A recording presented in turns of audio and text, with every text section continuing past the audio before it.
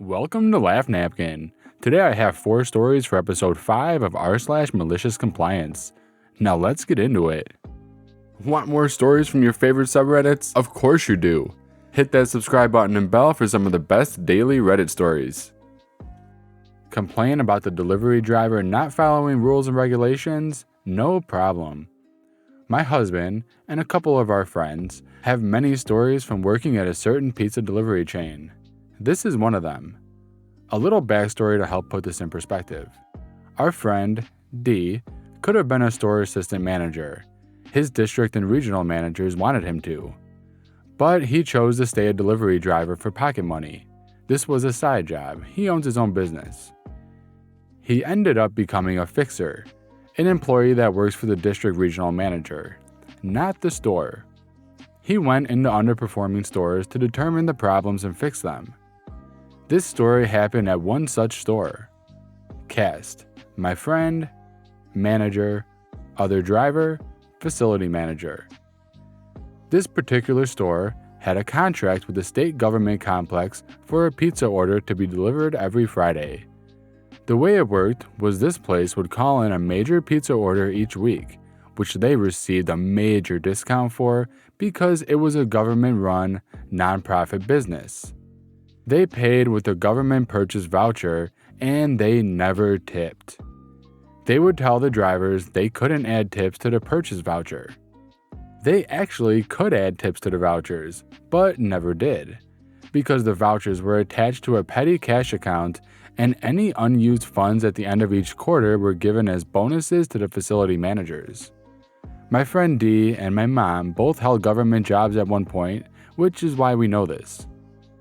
The facility the pizzas were being delivered to was on the 4th floor, and the drivers were asked not to use the elevators to deliver food orders, because this would put them coming in through the main lobby, where the facility's clients would see the food coming in. They wanted the drivers to use the stairwells, which came out close to the facility break room. It's also important to know for later that there's a security desk in the ground floor lobby, and that the building is air conditioned, except for in the stairwells. So this one particularly hot summer Friday, the order came in to deliver to this government facility. 20 large pizzas and 10 2-liters of various sodas. Other driver got stuck with the delivery. None of the drivers liked delivering this standard contract order. He gets to the complex, grabs a push trolley to stack all the food and drinks on, then takes it into the building where he leaves it at the security desk. He calls the facility to let him know he is there. They have to come check him in with security. They come down and sign him in. He then proceeds to start up the back stairwell and start delivering all the pizzas. By his 5th trip up the stairs, he's hot. He's covered in sweat. He's tired from going up and down those stairs. And he's starting to get lightheaded too. The security guard takes pity on other driver and practically orders him to use the hand trolley and the elevator to deliver the rest. Other driver does and delivers the rest, but gets a major tongue lashing from facility manager for not following the rules about not using the elevator. Other driver: I'm sorry, ma'am. Building security ordered me to do this. He said it was too hot in the stairwells to keep running them up, especially with all of these drinks. I think he was afraid I would pass out. Facility manager: I don't care what you were ordered. You were told not to use the elevator so you wouldn't disturb our clients. The rules and regulations stipulate the elevator is for use of clients and staff only. I will be calling your manager about this. She shoves the purchase voucher into his hands and sends him back down the stairwell. Of course, no tip. By the time O gets back to the store, he is fuming. He's also suffering from a mild case of heat exhaustion. Friend: Hey, other driver, you okay? What's up, dude? Other driver: 5 trips up that damn stairwell carrying that crap for those people? No effing tip. And then facility manager rips me a new one because a security guard ordered me to use the elevator for the last trip so I didn't pass out in the stairwell. About that time, manager hangs up the phone and comes out of his office. Other driver, you want to tell me what happened? I just got the most irate call from the customer saying you disobeyed government rules and regulations. customer says you got her in trouble? I had to comp her another 50% off her order, and they are already getting their orders at cost. Other driver, manager, I just spent over an hour delivering that order. I spent 45 minutes trudging up and down 4 flights of stairs 5 different times in a non-air conditioned stairwell, and I still had to deliver their 2 liters. The security guard told me to use the elevator for the rest of it before I passed out from heat stroke. And the guard told me there is no regulations against using the elevator. Facility managers doesn't want us using it so their clients won't see them ordering pizza for lunch. Manager, well, the next time you deliver there, facility manager demanded you hand over a written apology on top of my comping her an extra 50% off their order. Other driver, I'm not writing that written apology. I refuse to deliver there again. Someone else can take it from now on. So the next Friday, the government facility orders in their standard order. And because friend and other driver are the only 2 drivers working day shift, and other driver has already stated he refused to drive to that facility, friend got stuck with the delivery. But before he left, he stepped into the manager's office. Friend, hey manager, do you have an extra driver's handbook and a highlighter? Manager, sure. He grabs a handbook and a highlighter and tosses it to him. What do you need that for, friend? You know that handbook better than I do. Friend opens up the handbook, flips to a page and quickly highlights something. He looks up and smiles. It's not for me. He shoves the handbook in his back pocket, loads out the massive order and leaves. Friend gets to the government complex, goes in, grabs a hand trolley, loads up the order, then proceeds up to the security desk. Security calls for facility manager to check him in, and he waits, pulling the pizzas out of the bag and setting them on the cart. Facility manager comes down to the desk and signs him in. If you could just start running those upstairs, I'll meet you up there. Friend, I'm sorry ma'am, but I'm not allowed to pass the security desk. You'll need to make arrangements to get the order up there by yourself. Facility manager, what do you mean you can't go back to security desk? You can't expect my girls and me to cart all those pizzas and drinks up 4 flights of stairs. I need you to do this for me. Other driver used to deliver it upstairs for me all the time. Friend, yes ma'am, and he no longer works for the company. He was fired last week when you called to complain because manager found out he was entering the facility past the security checkpoint. Our corporate rules and regulations don't allow us to go past security checkpoints. Facility manager, that's not a corporate rule. You just made that up. At this point, friend pulls out the driver handbook, flips it open to the highlighted page and hands it to her. The highlighted portion reads, for safety of our drivers and our customers, no driver is allowed to pass a security checkpoint under any circumstances. To do so is a terminable offense. Facility manager's face is going red with apoplexy. You can make an exception, can't you?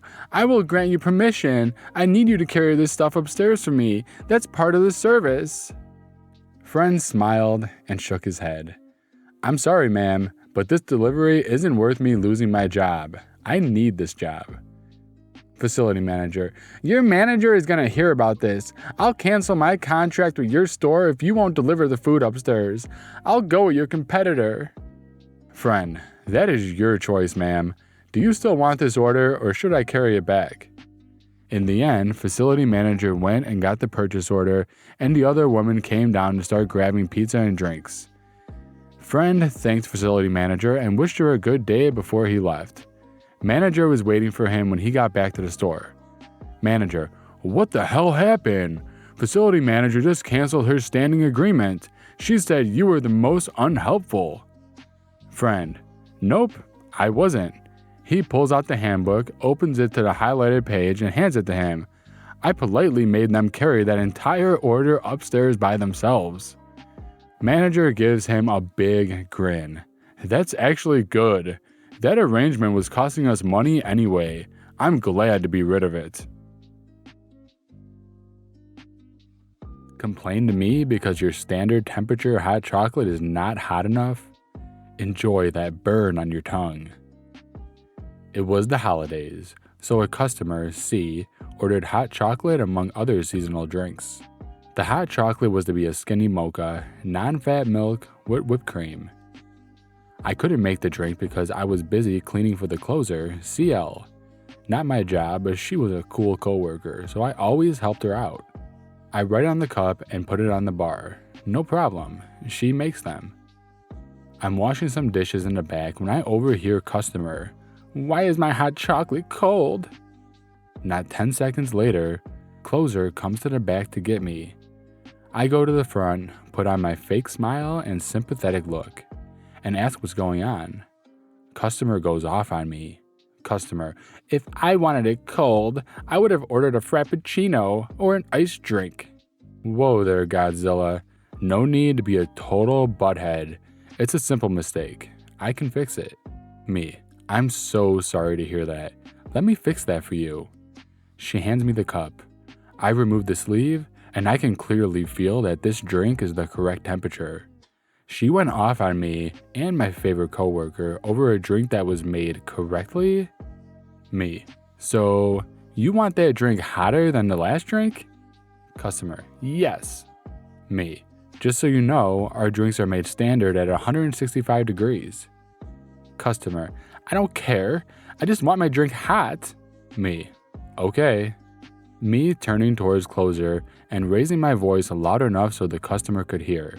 "What was that drink order again?" I knew damn well what that drink order was. I wrote it on the cup not more than 5 minutes ago, and it was clearly visible as I'm holding the cup in my hand. But I need to clarify.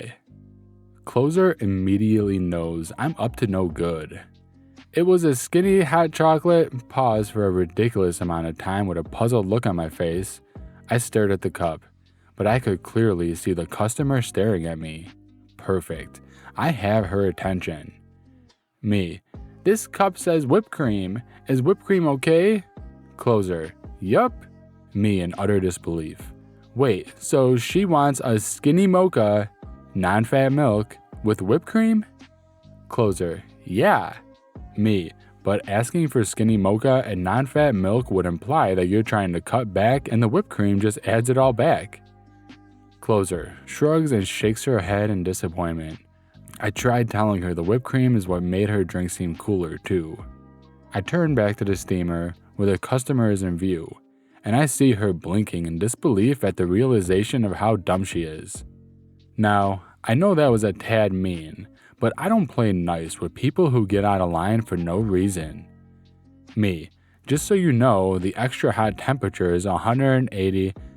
Customer pissed off at us calling her out. "I don't care. Make it as hot as you can." Now, normally at this establishment, if you want your drink extra hot, you say extra hot, and we steam it to be 180 degrees. But that's not what she asked for. I remade her cup completely and steamed the milk until it started bubbling out of the pitcher. Poured it in the cup, whipped cream, nasty 2018 sprinkles, a lid, and a sleeve. Me, "Here you go, ma'am." I hand her the drink with a smile and an apology for our previous mistake. She glares at me and takes a sip to confirm it was hot. She immediately jumps back in pure horror at the molten chocolate that was burning her taste buds. Realizing that's what she asked for, she leaves the store looking humiliated and defeated. Closer, "How hot was the milk?" Me, 195 degrees. Edit, for those of you calling me a jerk for what I did, you're totally right. That's why I posted it on a subreddit dedicated to malicious compliance. I know what I did. You want a dessert from the display case? Sure thing. I work at a pizza restaurant, and I was working the oven and expo, basically cooking the pizzas, cutting them up, and dressing them however the customer wants, and then serving them. We also serve a few desserts, and if a customer wants them heated up, we can place them on the lip of the oven for a few minutes in a paper bag. There are desserts in the display cases next to the register so the customer can see what we have.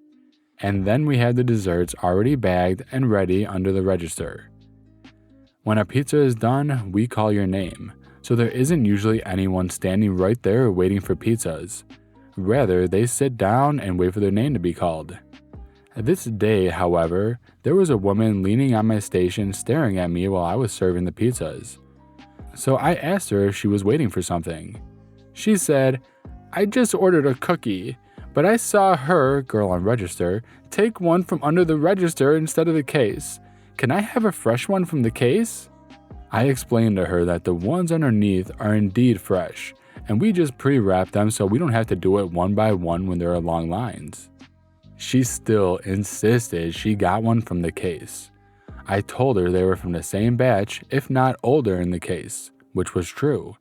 They usually sit in the case for a few days, while the wrapped ones under the register get sold every day and they stay fresh since they're wrapped. After going back and forth with her while working the oven, she would not stop asking for a fresh cookie from the case. So I went and got the hardest, oldest looking cookie from the case and put it by the oven to heat up. But she was impatient and wanted it right then.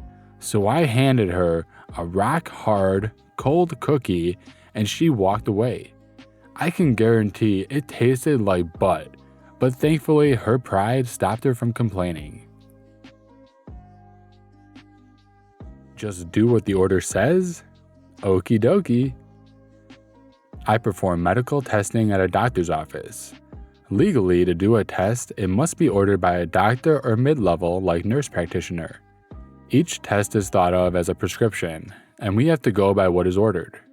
Sometimes we get orders that make 0 sense, and most of our providers are willing to go over them with us. They're human, and they know they also make mistakes. Example, they request a treadmill exercise on someone who can't even walk. Part of my job as a tech is to verify the order is correct before I do the test. We always do this as politely as possible. Sir, did you mean to check this box? What do you really want us to do? Most of them are cool with this process. And then there's this one guy who thinks he's God's gift to medicine and women. Oh yeah, and he's married too, with kids, which makes him an even bigger piece of crap. So one of his patients shows up for a test, and after reviewing the chart, I realized he had checked the wrong box. He had ordered a complete exam on an incomplete body part. I went to him with the order and asked if he could review the chart with me so I could do the right test. Instead of even looking at the patient's name, he snaps, "I ordered what I ordered for a reason. Just do the stupid test." Well, if that's what you want, buddy, you got it. So I did the complete test on the half leg. I typed his report and gave the chart to his assistant so she could bring him in to see Dr. Jerkwad. 5 minutes later, he comes storming down to the workroom, waving the chart around looking for me. "I thought I told you to do the whole test. Where are the rest of his measurements?" he yelled in front of my supervisors and coworkers. I looked him right in the eye and told him, "I did exactly what you ordered. You cut off most of that leg." Oh. Well, that about wraps it up. If you enjoyed this video, give it a thumbs up. And if you haven't subscribed already, hit that subscribe button and bell. By the way, I just started a Discord server for anyone looking to be part of the LaughNapkin community. Link in the description below. See you next time.